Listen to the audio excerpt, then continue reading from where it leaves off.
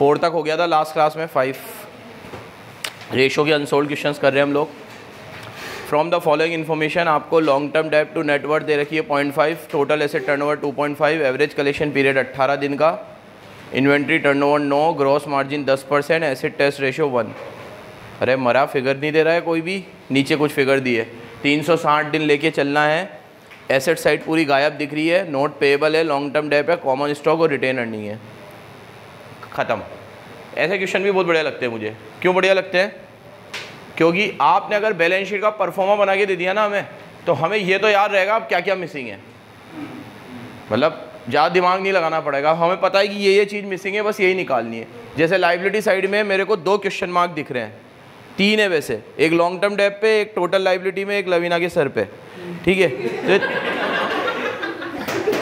तो 2 question mark हम लोगों को सॉल्व करना है, एक क्वेश्चन मार्क सॉल्व नहीं हो सकता, ठीक है। तो जो लॉन्ग टर्म डेब्ट है सिर्फ वही गायब है, अगर वो आ गया तो लाइबिलिटी साइड का जो टोटल आएगा वही एसेट साइड का टोटल होगा।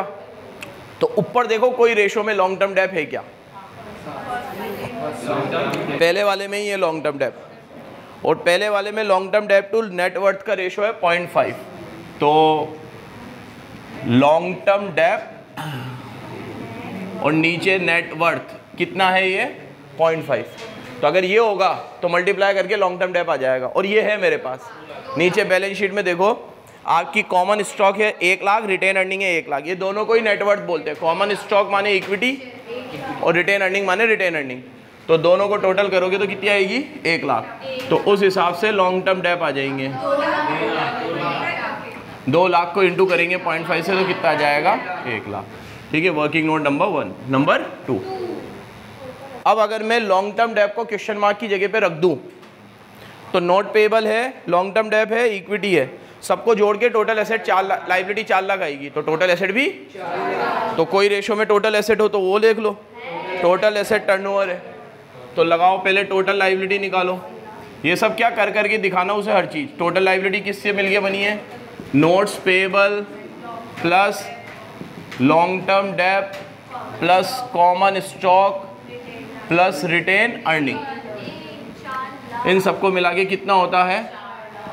Enhance total asset is equal to, total asset भी हमारी 4 लाख है। अब टोटल एसेट टर्नओवर रेशो कौन सा रेशो है? सारे टर्नओवर रेशो की खास बात, सेल ऊपर और टोटल एसेट, तो ये मेरा भाई कितना है? और टोटल एसेट 4 लाख है, तो सीधे सेल आ जाएगी 4 लाख इंटू 2.5, 10 लाख। ये भी आ गया था, डब्बे में ले लो। नंबर 4, और क्या है भाई? Collection period. कलेक्शन पीरियड से डेटर टर्नओवर रेशो आ जाएंगे। डेटर टर्नओवर रेशो, यहाँ देखो, यहाँ देखो, सारे पीरियड कैसे निकलते हैं? कलेक्शन पीरियड, होल्डिंग पीरियड, कोई सा भी पीरियड हो, 360 लेना है हमें। 360 is equal to average collection period, ऐसे आता है। तो ये पीरियड 18 दिन है, ये 18 इधर आएगा, तो DTR आ जाएगा कितना? 20 टाइम्स। और अब लगे हाथ DTR दे मारो। DTR होता है net credit sales upon receivables. तो ये आया मेरा 20 इधर ले जाता हूँ, ये इधर ले आता हूँ। सेल मेरे पास आई थी, मरी कहाँ गई? 10 लाख। तो मेरे रिसीवेबल्स आएंगे कितने? 10 लाख डिवाइड बाय 20, 50,000। ये एक और सॉल्व हो गया, 50,000। क्लियर है? अब इन्वेंट्री टर्नओवर भी है, तो इन्वेंट्री टर्नओवर COGS चाहिए, GP भी है। 5th GP आपका कितना है? सेल का 10%, तो सेल 10 लाख है और उसका 10% ये कितना आएगा? 1 लाख।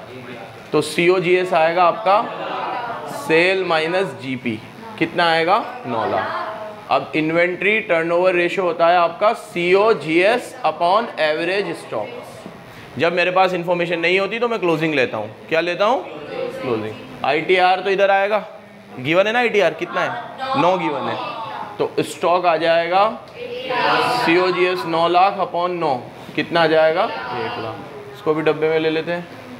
अब क्या बचा, पहला रेशो मैंने ले लिया, दूसरा मैंने लिया, तीसरा मैंने लिया, चौथा मैंने लिया, पाँचवा एसिड टेस्ट रेशो को चाटू क्या मैं, क्या करूँ उसका मैं एसिड टेस्ट रेशो से बंद कर दूँ, फिर खोलने को बोल रहा था।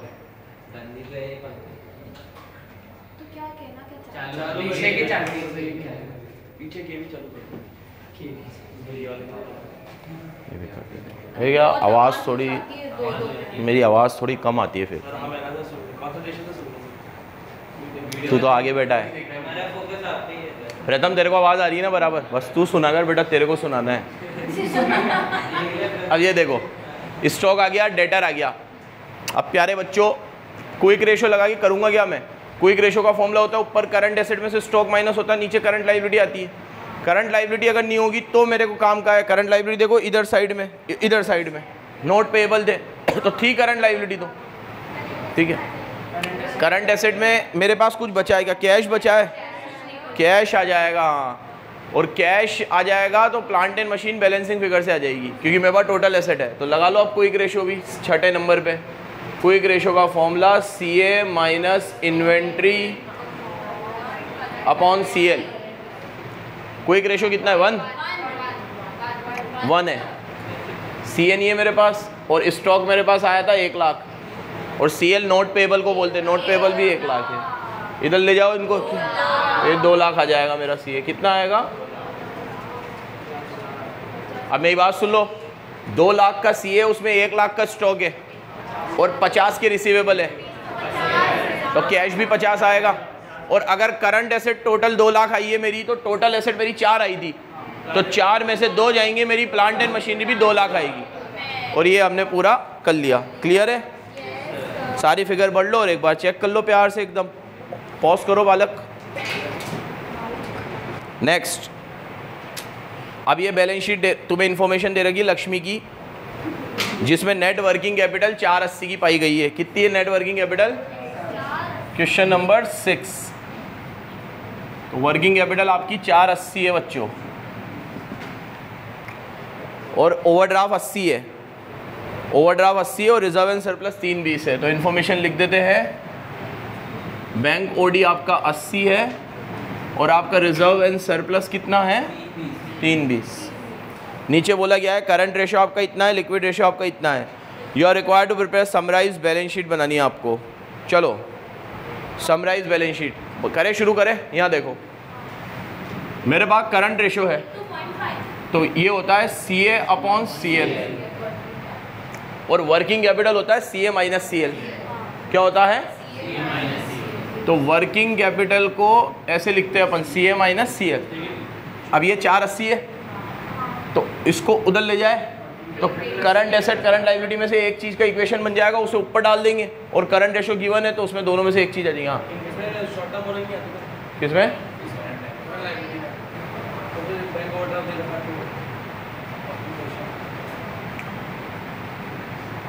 क्या बोल रहा है तू, वापस बोल।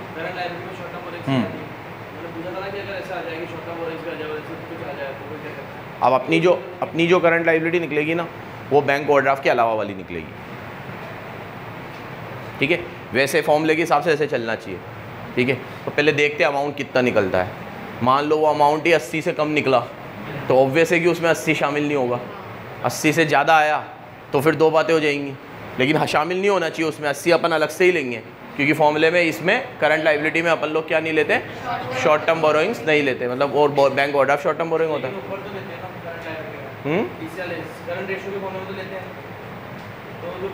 अपन तो यहाँ से लेंगे ना इसकी वैल्यू यहाँ पर। ठीक है, हाँ तो वो तो फिर अपन को एक तो चीज़ माननी पड़ेगी ना कि उसने यहाँ नहीं लिया है तो वहाँ भी नहीं लिया, वो फिर क्या सॉल्व करेगा तू, तो डेडलॉक हो जाएगा। चलो वर्किंग कैपिटल कितनी है 480 और करंट लायबिलिटी को इधर ले आते हैं अपन। तो करंट लायबिलिटी की वैल्यू आ गई 480 माइनस CA, ये आई सॉरी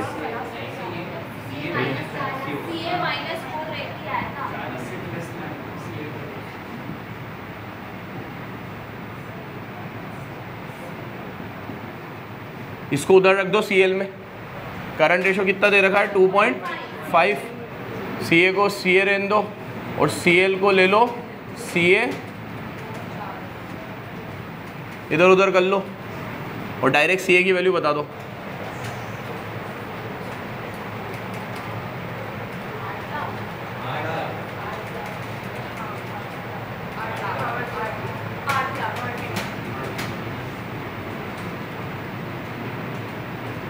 कितना आया? 8 लाख। ठीक है, हम अगर इक्वेशन को ऐसे बनाते हैं कि ये इधर ले जाते हैं, ठीक है, और सी ए की वैल्यू निकालते हैं हम 480 प्लस सी एल, तो हम यहाँ रखते हैं 480 प्लस सी एल, तो भी बात वही पड़ती, सी एल उधर जाता और आंसर वही आता। यानी समस्या ये एक आ गया सी ए। ठीक है, अब क्या है, क्विक रेशो वगैरह है ना, क्या है मेरे पास, बैंक ओवरड्राफ्ट है, बैंक ओवरड्राफ्ट का अलग लो, fix asset to proprietary fund है, इसको भी देखेंगे अभी बाद में। क्विक रेशो है, क्विक रेशो से स्टॉक आ जाएगा, सी ए और सी आ गया है तो सी एल भी ले लो तुम पहले, सी ए माइनस 480, तो 8 लाख माइनस 480 कितना आएगा? 3,20,000। अब ये जो सी एल आई है इसमें ओडी शामिल नहीं है, क्योंकि वर्किंग कैपिटल के यहाँ फॉर्मूले में हम लोग ओडी नहीं लेते हैं, शॉर्ट टर्म बोरोइंग्स को नहीं लेते। अगर ये उस चीज़ को फॉलो करेगा तो ठीक है, क्योंकि ये कुछ कुछ फॉर्मूले में लिखता क्या है करता क्या है, ठीक है, हालांकि करेगा ये फॉर्मूला इसमें तो फॉलो है 100%, बट अगर ये ना भी करे तो आप तो करोगे फॉलो, क्योंकि इसके अंदर साफ साफ लिखी हुई है ये बात, अपन ने जब सारे फॉर्मूले पढ़े थे तब देखी थी। अब सी एल हो गया, सी हो गया, अब एक फॉर्मूला लगा लेते हैं अपन, नंबर 1 नंबर 2, कौन सा? Quick ratio. क्विक रेशो सी ए माइनस, एक बार चेक कर लो, नहीं वो तो सही आएगी, ये तो फॉर्मूले से तो ये सही है। हाँ इंक्लूड है, बोला है उसने,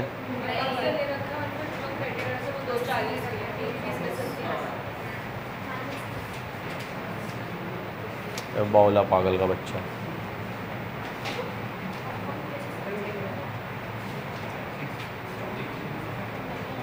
अब तुम लोग है ना, मेरी बात सुनो, इसने इंक्लूड लिया है ना, तो आप लोग नीचे ये नोट डाल के आओगे कि हम लोगों ने करंट रेशो निकालते वक्त जो करंट लाइबिलिटी ली है वो टोटल ग्रॉस लिए जो लेते हैं हम सारी सब कुछ मिलाकर, तो ये करंट लाइबिलिटी ही हमने वर्किंग कैपिटल में यूज़ करी है।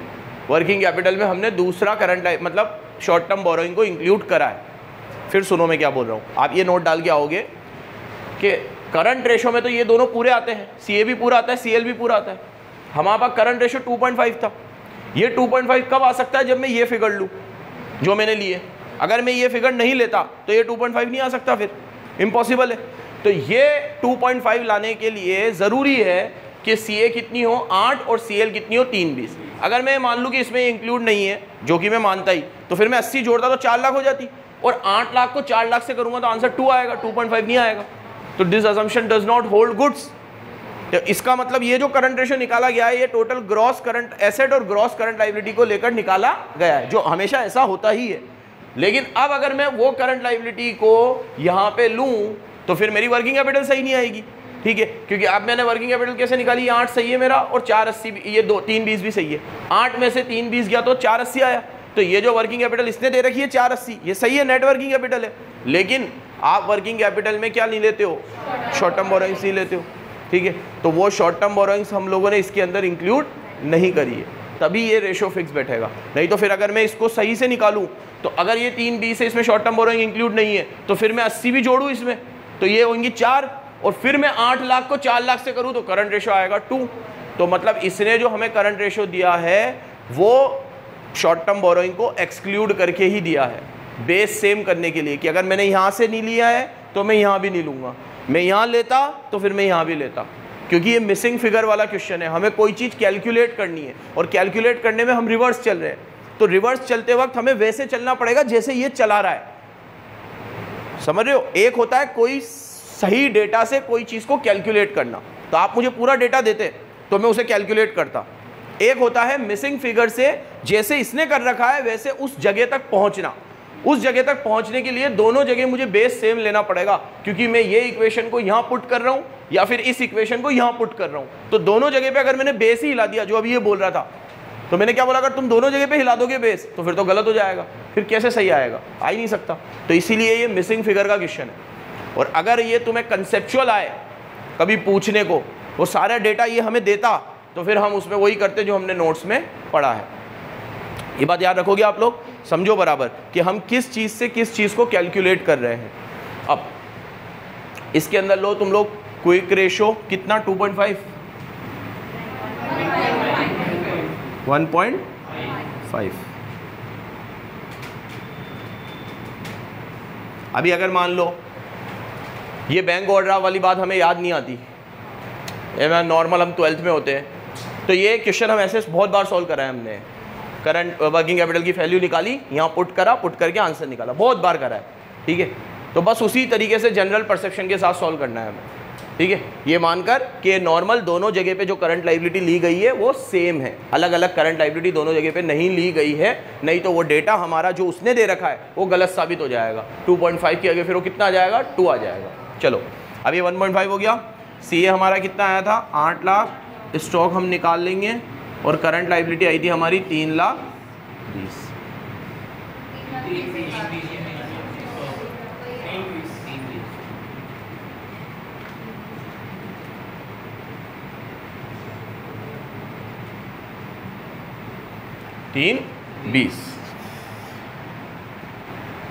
नंबर 3 अब क्या गिवन है, बैंक ओवरड्राफ्ट तो अभी बाद में काम आएगा, तो लेने की कुछ मतलब का है नहीं है। वर्किंग कैपिटल हमने काम में ले ली, fix asset to proprietary ratio.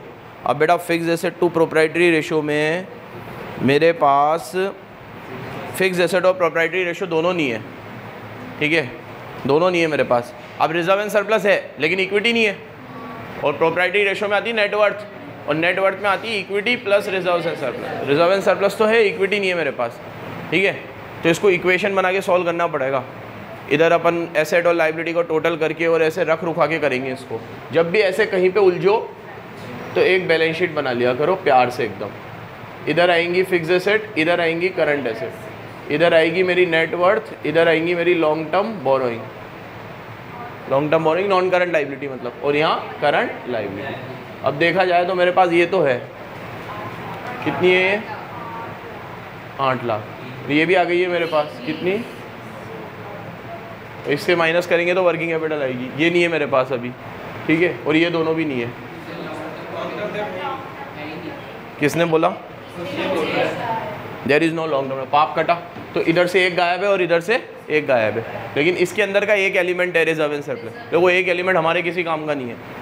क्या काम का है हमारे नेट, हमारे पास अगर पूरा होता तो हम लोग उसको स्प्लिट कर देते, ठीक है। अब सिर्फ रिजर्व एंड सरप्लस किसी फॉर्मूले में थोड़ी आता है, तो इस रिजर्व एंड सरप्लस से किसी चीज़ को फाइंड आउट नहीं कर सकता मैं। मेरी नेटवर्थ आने के बाद बस ये इतना काम आएगा कि रिजर्व एंड सरप्लस और शेयर कैपिटल को अलग अलग लिख सकता हूँ, बाकी ये रिजर्व एंड सरप्लस से कोई चीज़ फाइंड आउट नहीं होती है, फॉर्मूला नहीं है कोई भी ऐसा, ठीक है। अब मेरे पास जो एक रेशो बचा है यूज़ में लेने को, वो बचा है fix asset to proprietary ratio.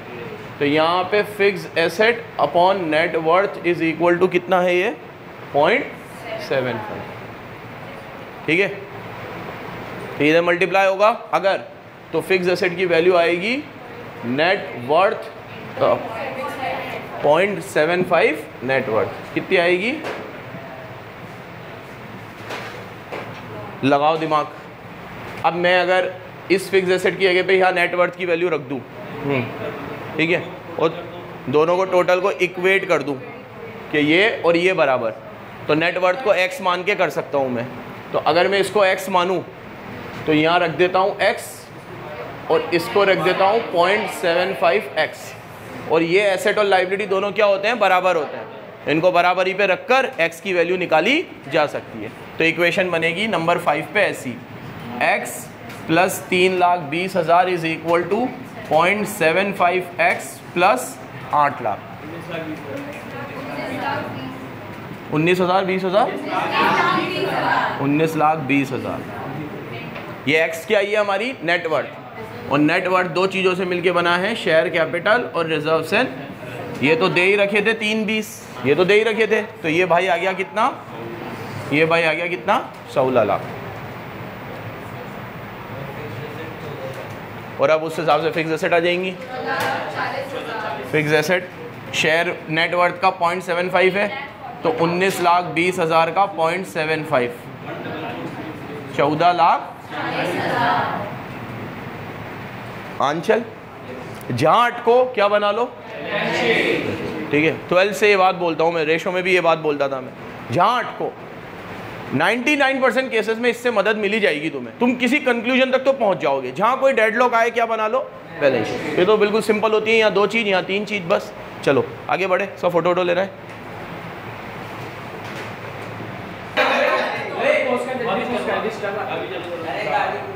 इस क्वेश्चन नंबर 7, क्वेश्चन नंबर 7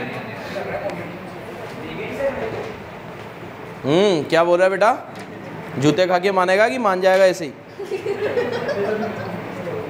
देखो करंट रेशियो 2.5 है, डेप इक्विटी रेशियो 1:1.5 है, 1:1.5 है, रिटर्न ऑन टोटल एसेट आपका 15% है, asset turnover, total asset turnover 2 है, जीपी रेशियो 20%, स्टॉक टर्नओवर 7 है, नेट वर्किंग कैपिटल 13,50,000 है, फिक्स एसेट आपकी 30 लाख है, इक्विटी शेयर आपके 1,80 10 रुपये का एक है, 60,000 10 रुपये का एक है, ओपनिंग स्टॉक 11,40,000 है। इसमें तो बहुत सारी चीज़ें दिख रही है मुझे औकात से ज़्यादा। कर लोगे क्या यार, एक तो तुम करो, कर लोगे ना, निकल जाएगा। हाँ अभी मैं जाऊँ तब कर लेना, आगे बढ़ा देता हूँ मैं। चलो कोई बात नहीं। क्वेश्चन नंबर 8, क्वेश्चन नंबर 8 हो जाएगा ना भाई। 7 देख लो एक बार, अगर तुमने अभी बोल दिया हो जाएगा और घर पे नहीं हुआ तो मैं नहीं कराऊंगा, ठीक है? कोई डाउट नहीं, कुछ नहीं, या तो होगा पूरा या पूरा नहीं होगा। हाँ देख लो, आराम से देख लो। इसमें एक 300 रुपये की हिंट दे देता हूँ तुम्हें। ये ओपनिंग स्टॉक दे रखा है तो एवरेज स्टॉक से निकलेगा इन्वेंटरी टर्नओवर, है ना? थैंक यू, ठीक है। और करंट रेशो वाले फॉर्मूले से क्लोजिंग स्टॉक निकलेगा, हाँ ठीक है, क्योंकि वहाँ पे जो आप करंट एसेट में से स्टॉक माइनस करते हो कौन सा वाला होता है, क्लोजिंग वाला होता है, तो वो इससे क्लोजिंग निकलेगा। ये ओपनिंग है, दोनों की मदद से COGS या इन्वेंटरी टर्नओवर निकल जाएगा, ठीक है। अब अबे ओ GIG लिमिटेड, ये GIG लिमिटेड ने हमें कुछ डेटा दिया है, ले लो, डेटा दे रहा है तो फ्री में ही तो दे रहा है। 31 मार्च 22 का डेटा है और 31 मार्च 23 का डेटा है, 2 साल का डेटा है। 2 सालों में इनकी शेयर कैपिटल तो वही थी, ठीक है। रिजर्व एंड सरप्लस 20 से 25 हुई है इनकी, रिजर्व एंड सरप्लस 20 लाख से कितनी हुई है, मतलब अदर थिंग्स बीइंग इक्वल, अगर मैं ऐसा मानूं कि कोई और रिजर्व इनके पास नहीं है तो इनका नेट प्रॉफिट 5 लाख से बड़ा है, ठीक है, क्योंकि अगर और कोई रिजर्व होते बोल देगा ये, नहीं तो फिर रिजर्व बनने का क्या मतलब होता है, प्रॉफिट हमने साल भर में कमाया है, कितना कमाया है, 5 लाख। लॉन्ग टर्म लोन हमारे 30 के 30 है, चलो कैपिटल भी वही है और लॉन्ग टर्म लोन भी वही है। अब मेरी बात सुन लो, शेयर कैपिटल और लॉन्ग टर्म लोन दे दिए एक तरीके से इसने हमें, है ना, तो 2 फिगर आ गई हमारे पास, बहुत है इतनी, तो एक से ही कर लेते हैं अपन। नेट प्रॉफिट रेशो 8% पाया गया है, कितना पाया गया है, और GP 20% पाया गया है, कितना प्रतिशत। अब लॉन्ग टर्म लोन जो है उससे हमने 40% फिक्स एसेट फाइनेंस करी है, ठीक है, मतलब ये जो लॉन्ग टर्म लोन 30 लाख की दिख रही है ना, इससे हमने 40% फिक्स एसेट खरीदी है। तो मेरी बात सुनो, ये 40% फिक्स एसेट की वैल्यू है, तो इसको डिवाइड बाय 40% करूँ तो टोटल फिक्स एसेट आ जाएगी। तो ये एक चीज़ तो सीधे हाथ निकाल ली, फिक्स एसेट कितनी आएगी हमारी, 30 लाख डिवाइड बाय 40%, कितनी। ये बात सबको समझ में आई? एक बार फिर सुन लो।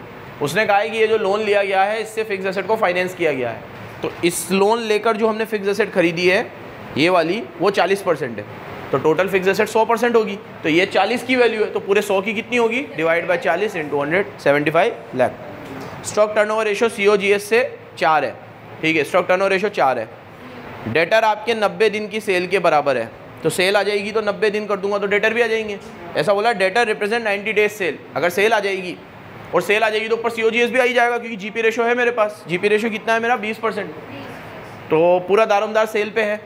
और नेक्स्ट बोला गया है कंपनी 1.5 महीने के बराबर का COGS का कैश रखती है, तो अगर सेल आ गई तो COGS आ जाएगा, और COGS के 1.5 महीने के बराबर का कैश है, और सेल के 90 दिन के बराबर के डेटर है, तो डेटर का भी इंफॉर्मेशन इस तरीके से है, कैश का भी है, स्टॉक तो मेरा भी आ ही जाएगा, वो करंट रेशो क्विक रेशो लगा लोगे। और टैक्सेशन आपको इग्नोर करना है, 360 दिन है। अब आपको ये सबसे बढ़िया चीज़, बैलेंस शीट का फॉर्मेट दे रखा है, क्या क्या निकालना है। शेयर कैपिटल तो वही आएगा, कितना 40 लाख, तो ये तो वहीं से 40 लाख देख के लिख लेना, टायर आधा नंबर तो आ गया, ठीक है। रिजर्व एंड सरप्लस वहाँ से देख के लिख लेना 25 लाख, ये आधा नंबर और आ गया टायर। लॉन्ग टर्म लोन भी उधर से देख के लिख लेना 30 लाख, 1.5 नंबर आ गए तो। और सुंदरी क्रेडिटर्स बैलेंसिंग फिगर से आ जाएंगे अगर टोटल एसेट और टोटल लायबिलिटी में से कुछ भी आ गया तो। और फिक्स एसेट तो ले ही ली मैंने, कितनी आई थी fix asset, 75 lakh.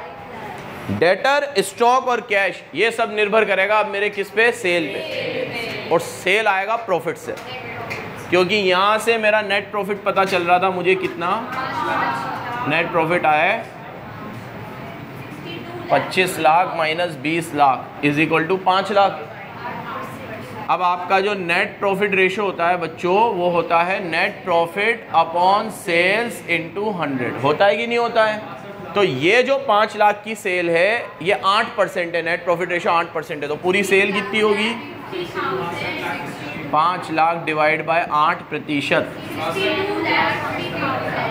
62 lakh 50,000 sale आ गई। अब सेल आ गया तो जीपी भी आ जाएगा। सेल का कितना है जीपी, 50,000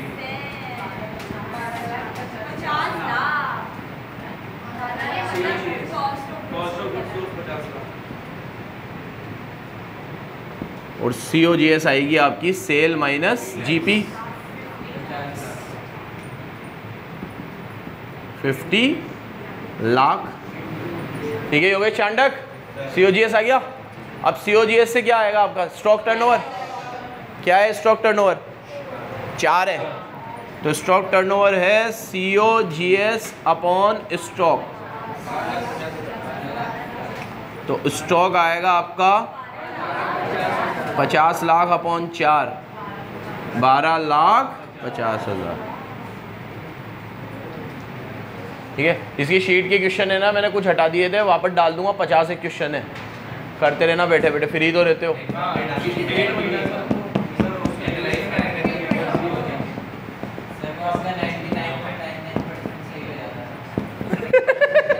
हुआ ना, आगे तो बढ़े ना। बुरा तो बहुत हुआ तुम्हारे साथ यार। तुम लोग अभी भी जाओ, 14 की डेट शीट खोल लेना, 19 की डेट शीट खोल लेना। सारे पेपर जो इलेक्शन होने के बाद हुए हैं, बीच में तो कभी आज तक इन्होंने पोस्टपोन ही क्यों करे फिर। सही बात है यार, इस बार भी आपकी प्रेडिक्शन गलत निकल गई। आगे बढ़े ना, दूसरी बार अभी भी मुझे लग रहा है पोस्टपोन होंगे पेपर तो। आपकी बात ही सब उधर तो नहीं कर रही है। अगर आप पोस्टपोन हो गए फिर तो आपकी तरह से बैठो। ये क्या क्या निकला भाई, निकालो ना यार। COGS आ गया, स्टॉक आ गया, अब क्या बचा। डेटर के लिए क्या बोला है, 90 डेज सेल, 90 डेज चैलेंज जैसा लग रहा है। तो 62,50,000 इंटू 90 अपॉन 360, 15 लाख। अब मेरी बात सुनो, जैसे अगर मैं ये 90 डेज को एवरेज कलेक्शन पीरियड मानूं तो भी वही बात पड़ेगी, क्योंकि हमारा एवरेज कलेक्शन का फॉर्मूला होता है 360 अपॉन 90। तो 360 अपॉन 90 करूँगा 4 आएगा। फिर डेटर टर्नओवर को इधर 4 रखूँगा, सेल को ऊपर 62,40 रखूँगा और नीचे डेटर रखूँगा, रिसीवेबल रखूँगा। फिर रिसीवेबल को इधर ले जाऊँगा, 4 को इधर लाऊंगा, तो 62,40 डिवाइड बाय 4 करूँगा तो भी कितना आएगा, 15,62,500। मैं कुछ नया नहीं करा है, ये कहना चाह रहा हूँ मैं, वही करा है जो करते हैं। तो ऐसे कर दिया तो सर ये क्या करा अचानक से, ठीक है। तो डेटा टर्नओवर रेशो निकाल के भी करते तो बात वही पड़ती। कैश के लिए इस बार इसने बोला है कि भाई कैश हम लोग कैसे रखते हैं, COGS का 1.5 महीने के बराबर।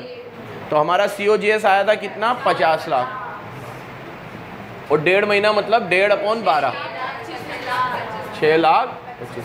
इन सब चीज़ों को अपनी अपनी जगह पे रख दो। फिक्स एसेट को तो रख दो कितना, 75 लाख। डेटर को रख दो कितना, 15,62।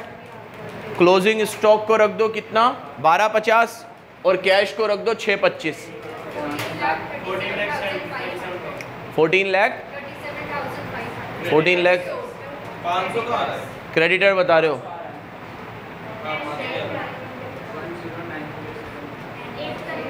टोटल बैलेंस शीट कितनी आएगी?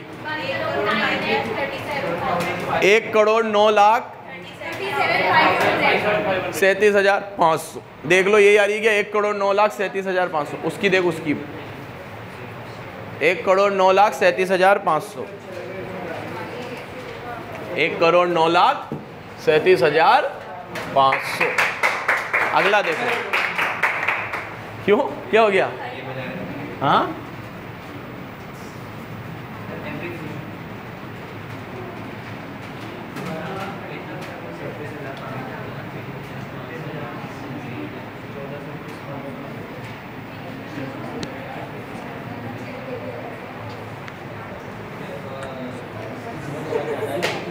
नाइन्थ,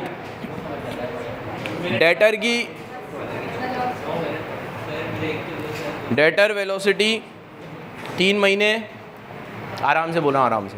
क्रेडिटर वेलोसिटी 2 महीने, और stock turnover ratio 1.5। Stock turnover ratio कितना है आपका? 1.5 है। जीपी रेशियो 25% है। बीआर दे रखा है, बीपी दे रखा है, ठीक है। ये हमें क्या हर बार कुछ नई चीज़ दे के टेस्ट कर रहा है कि तुम कर पाते हो। चलो इस बार ये दिया है, आप कर लोगे, ये दिया है, आप कर लोगे। तो हमेशा इसकी कसौटी पे खड़े उतर रहे हो तुम लोग, ठीक है।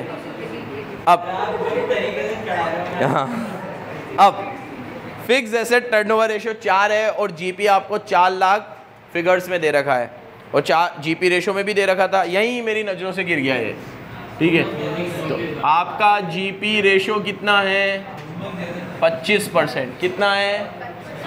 और ये अमाउंट में कितना है? 4 लाख। तो उससे क्या आ जाएगी? Sale. 4 lakh divide by 25%, 16 lakh.